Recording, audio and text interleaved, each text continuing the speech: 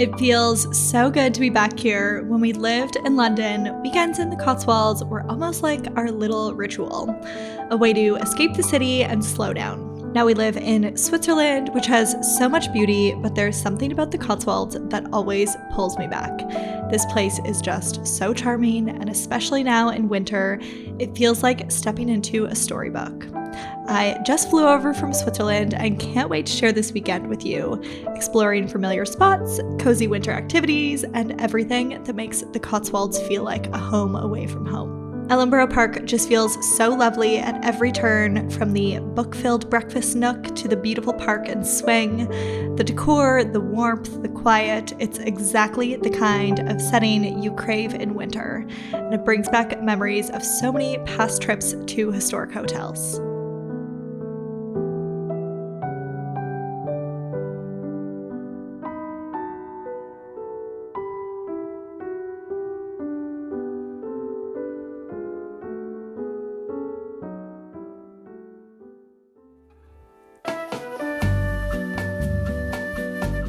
One of the items I'm most looking forward to this weekend is the footstool-making workshop, which I'm headed to right now. I have always loved a good craft and slightly old lady activities, and I'm not ashamed to admit it. And doing something out here in Cotswolds just feels even more special. When we lived in London, we used to come out here for weekends all the time and do little simple things. Just coming out into nature brings me so much joy, and it's just so grounding to also get to do something and produce something with your hands, especially when you work online. Getting to do a craft and actually produce a physical product is so satisfying. It honestly, this weekend just reminds me of so many of the beautiful weekends that we had out here, so I'm so pleased to be back and really looking forward to seeing what this footstool ends up looking like.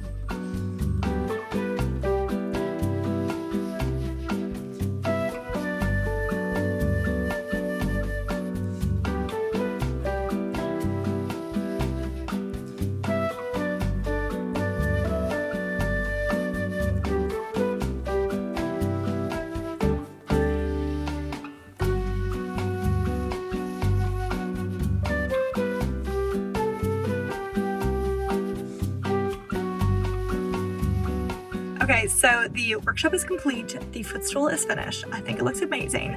I will show it to you properly when I get back to the hotel so you can see it more, in better lighting than this. I just made a quick drive over I was at the Cotswolds Sewing School is where I did that workshop, and I would definitely recommend. They do workshops with like making curtains and lampshades and upholstering, footstools, and a few other things. So if you have any interest in doing something crafty, then I would highly recommend. It was a lovely day.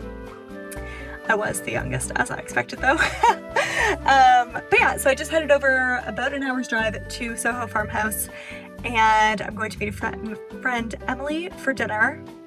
I'm 5 minutes late, so let's get going.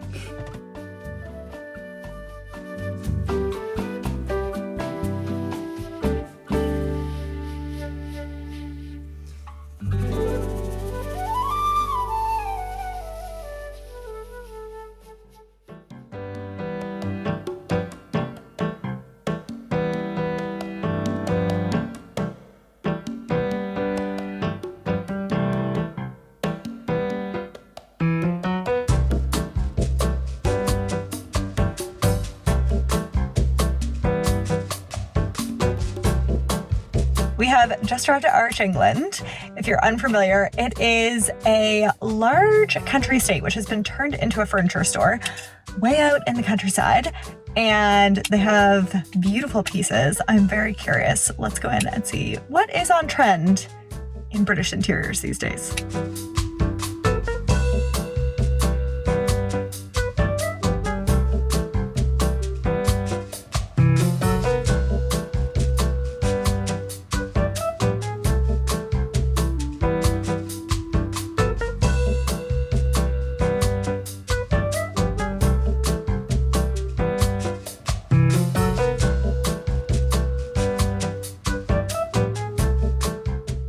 Okay, let's talk about what this room is doing correctly and what I love.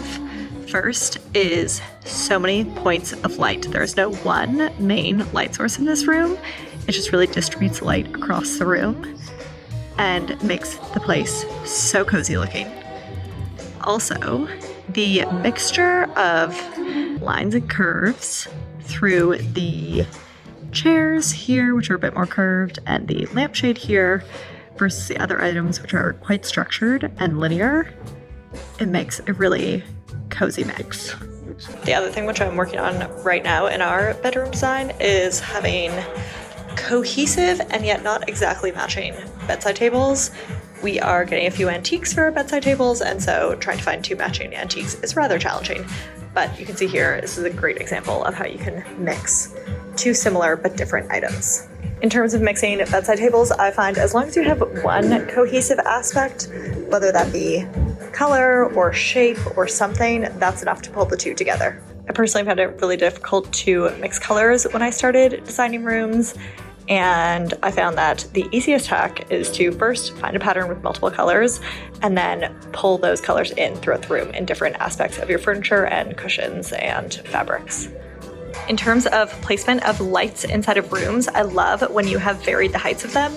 So we have up here at the top where the spotlights on the artwork is, and then we have another one, this tall, larger standing lamp, and then the small reading lamp. Having those three heights of light just creates such a wonderful ambiance. These mock books here are a great way to add some texture and some shape into a space. They've had this in a few places now, a sort of four-poster bed hanging from the ceiling with curtains coming down that can pull all the way around the bed. I find that so cozy. Really love the idea. My husband and I were just discussing how, well, this might not be our personal style and taste. It's definitely a bit more modern than what we prefer. You do have to say that they have done an exceptional job of creating a beautiful atmosphere here, and the fact that you can appreciate a design style which isn't even your own, you know they've designed it well.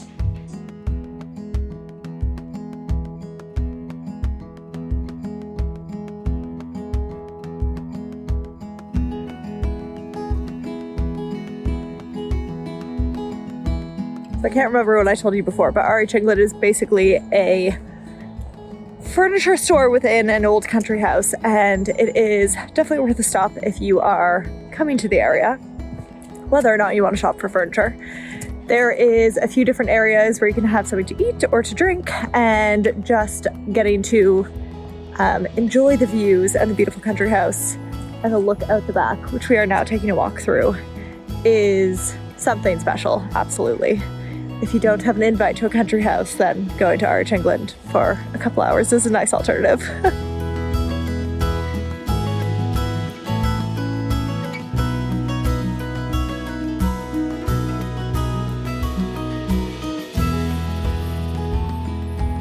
Back from a day of exploring, it's time for dinner.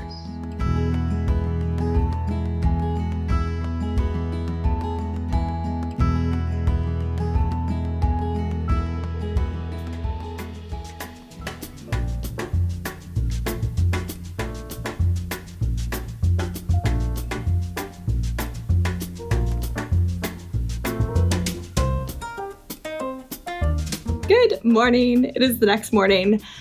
I thought I would show you my finished product of my footstool. I'm so proud of it. It's really incredible what you can produce with your own two hands.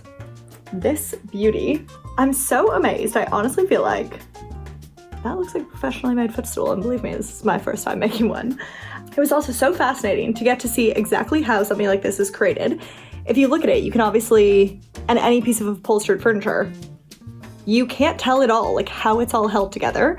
And so actually getting to put the pieces together and see how it's done, that it's all covered in fabric and foam and everything, but you can't see a single piece of it, was very interesting.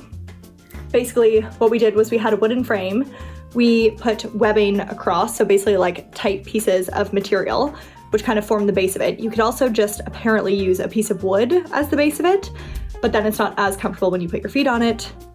Having webbing gives a bit more of a give. And then there's a few other steps. Then there was foam, and the foam is actually rectangular pieces of foam, but as you can tell, sort of like, it doesn't look rectangular, it looks sort of sloped on the edges and everything.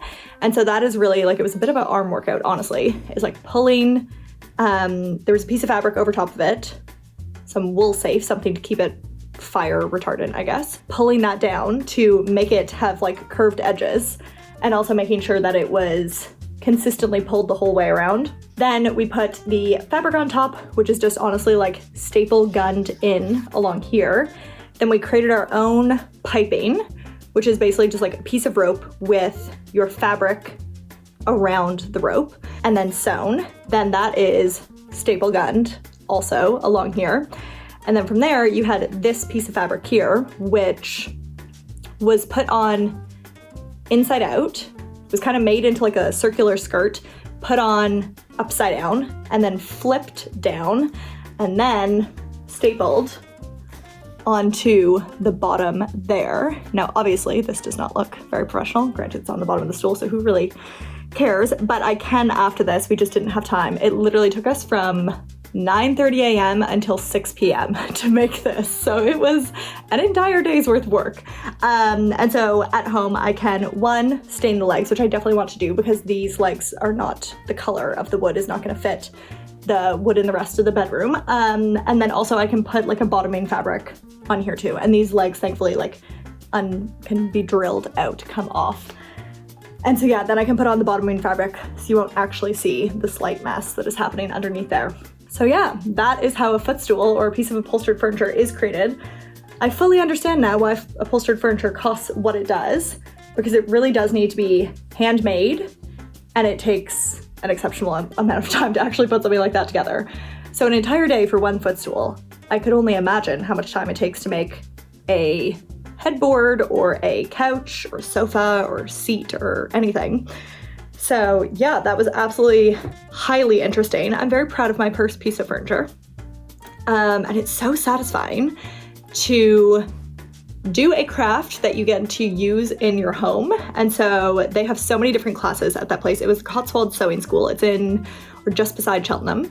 And I will definitely go back there in future for other classes. They have making lampshades, footstools with, a different style of footstool, curtains, a variety of different things. So anyways, if you are looking to also produce yourself something fabulous for your home in whatever custom fabric you wanted, the fabric I chose, this fabric is actually going to be used for, I've started on the bedroom redesign, mood board or inspiration board. And this fabric I'm going to be using on the curtains, so I thought it would be fun to have a matching item in the room, and so that's why I chose this one. This is a fabric from Lewis & Wood. Annoyingly, I wanted that to be like centered, and it's a little bit off-centered as you can tell, but again, it's my first time and it adds charm and character, so that's fine. That was the footstool workshop yesterday, and after this morning, I'm going to head to one of my favorite places in the Cotswolds.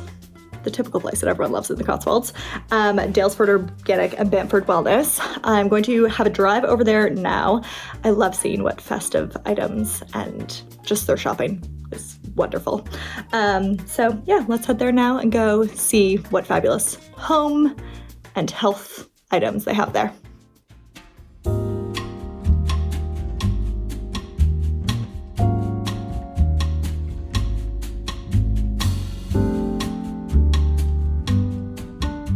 Dalesford has always been a favorite, especially at Christmas time. It's a place you just want to wander and experience, as they've taken care to ensure every detail of the store and the spa is absolutely beautiful. Especially at this festive time of year, the shop is covered in trees and garland and has some lovely gift finds too. I've picked up so many special items here over the years, and it's so lovely to be back.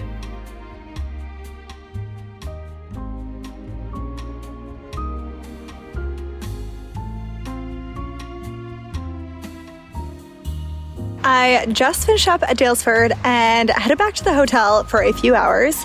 And then right now we're about to head out for a little countryside walk with my husband.